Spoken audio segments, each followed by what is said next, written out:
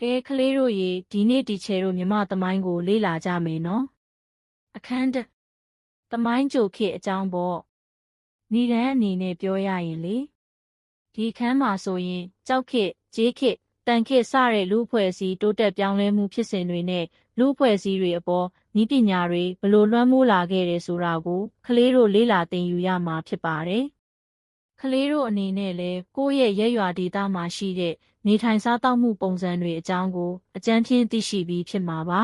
။ဒါကြောင့်မို့လို့ဒီအခန်းကိုသင်ယူပြီးသွားတဲ့အခါသမိုင်းရဲ့ပြောင်းလဲတိုးတက်မှုဖြစ်စဉ်တွေနဲ့လူအဖွဲ့အစည်းတွေအပေါ်နည်းပညာတွေလွှမ်းမိုးလာပုံကိုကလေးတို့အချင်းချင်းကောင်းကောင်းနှိုင်းယှဉ်ဆွေးနွေးနိုင်ကြတော့မှာဖြစ်တယ်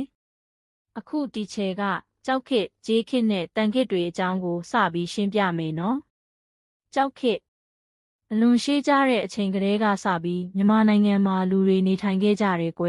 ။အဲ့ဒီရှေးခေတ်လူတွေဟာအခုလိုမျိုးတနေရာထဲမှာအခြေတကျနေထိုင်ခဲ့ကြတာမဟုတ်သေးဘူး။ဟိုဒီလှည့်လည်သွားလာပြီးတော့ပဲနေထိုင်ခဲ့ကြတာပေါ့။သူတို့တွေဟာတစ်ဥတစ်ဖုတွေကိုရှာဖွေစားတောက်ကြသလိုတောရဲတိရစ္ဆာန်တွေကိုလည်းဖမ်းဆီးစားတောက်ခဲ့ကြတယ်။အဲ့ဒီအချိန်တုန်းကကြေးတို့တန်တို့လိုတတုတွေကိုသုံးဆွဲရမယ်ဆိုတဲ့အသိဉာဏ်မျိုးလည်းမရကြသေးဘူးလေ။ဒါကြောင့်ပတ်ဝန်းကျင်မှာအလွယ်တကူရနိုင်တဲ့ကြောက်တုံးကြောက်ခဲတွေကိုပဲလက်နက်ပစ္စည်းအဖြစ်အသုံးပြုခဲ့ကြတယ်။ဒီလိုမျိုးကြောက်လက်နက်ပစ္စည်းတွေကိုပဲသုံးဆွဲပြီးအသက်မွေးဝမ်းကြောင်းပြုခဲ့ကြတဲ့အတွက်ကြောင့်သူတို့နေထိုင်ခဲ့တဲ့ခေတ်ကိုကြောက်ခေတ်လို့အမည်ပေးထားခဲ့တာဖြစ်တယ်။ဒီလိုကြောက်ခေတ်တွေမှာသူတို့အသုံးပြုခဲ့တဲ့လက်နက်တွေရဲ့အကျန်းအနုကိုကြည့်ပြီးတော့ကြောက်ခေတ်ကိုသုံးခေတ်ပိုင်းခြားထားပါတယ်။အဲ့ဒါတွေကတော့နံပါတ်1ကြောက်ခေတ်ဦးဒါမှမဟုတ်ကြောက်ခေတ်ဟောင်းလို့ခေါ်တယ်။နံပါတ်2အနေနဲ့ကတော့ကြောက်ခေတ်လည်းဖြစ်တယ်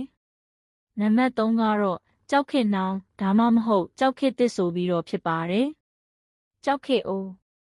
ကဲအခုကြောက်ခေတ်ဦးအကြောင်းကိုအရင်ဆုံးကြည့်ကြမယ်။မြန်မာနိုင်ငံမှာကြောက်ခေတ်ဦးလူတွေကျွင်းကျန်ရစ်ခဲ့တဲ့ကြောက်လက်နက်ပစ္စည်းတွေကိုမြန်မာနိုင်ငံအလယ်ပိုင်းကအထက်ညာဒေသတွေမှာအများဆုံးတွေ့ရှိရတယ်။ဒါကြောင့်မို့လို့မြန်မာနိုင်ငံရဲ့ကြောက်ခေတ်ဦးယဉ်ကျေးမှုကိုအညာသားယဉ်ကျေးမှုလို့ခေါ်ဝေါ်ကြတာပေါ့။ကြောက်ခေတ်ဦးနှောင်းပိုင်းယဉ်ကျေးမှုကိုကြတော့ရှမ်းပြည်နယ်တောင်ကြီးခရိုင်ရွာငံဒေသမှာရှိတဲ့ပြဒါးလင်းကူမှာသွားပြီးတွေ့ရှိရပြန်တယ်။အဲ့ဒီပြဒါးလင်းကူထဲမှာဆိုရင်ကြောက်ခေတ်လူတွေဟာလက်ဝါးပုံတွေတက်နေဝန်းပုံတွေစင်ဝက်သမင်တို့နဲ့တူတဲ့ပုံတွေကိုဂူနယံတွေပေါ်မှာနယံပကြီးတွေအဖြစ်ရေးဆွဲခဲ့ကြတာကိုစိတ်ဝင်စားဖွယ်တွေ့ရပါတယ်။ကြောက်ခေတ်လဲဆက်ပြီးတော့ကြောက်ခေတ်လဲအကြောင်းကိုပြောပြမယ်နော်